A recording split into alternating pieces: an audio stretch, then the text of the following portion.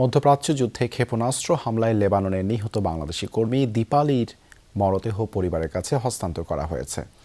রাতে হজরত শাহজালাল আন্তর্জাতিক বিমানবন্দরে পররাষ্ট্র প্রতিমন্ত্রী শামা ওবায়েদ এবং প্রবাসী কল্যাণ মন্ত্রণালয়ের ভারপ্রাপ্ত সচিব আহমাদুল হক মরদেহ গ্রহণ করেন। পরে সাংবাদিকদের ব্রিফিংয়ে পররাষ্ট্র প্রতিমন্ত্রী বলেন, যারা বিদেশের মাটিতে মারা গেছেন সবার মরদেহ দেশে ফেরাতে নিরলসভাবে কাজ করছে পররাষ্ট্র মন্ত্রণালয়। মধ্যপ্রাচ্যে যুদ্ধে এখন পর্যন্ত ৮ জন বাংলাদেশি মারা গেছেন। এখন পর্যন্ত ৬ জনের মরদেহ দেশে ফেরানো গেছে। একজনকে সৌদি আরবে দাফন করা হয়েছে। ইরাকে একজনের মরদেহ রয়েছে।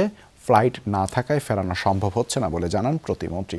এছাড়া প্রবাসী কল্যাণ মন্ত্রণালয় লাশবাহী গাড়ি দিয়েছেন। আর্থিক অনুদান হিসেবে ১৩ লাখ টাকা দেওয়া হচ্ছে দীপালির পরিবারকে। যারা চাকরি হারিয়ে দেশে ফিরছে তাদেরকে পুনর্বাসনে সরকার আন্তরিক বলেও জানান পররাষ্ট্র প্রতিমন্ত্রী।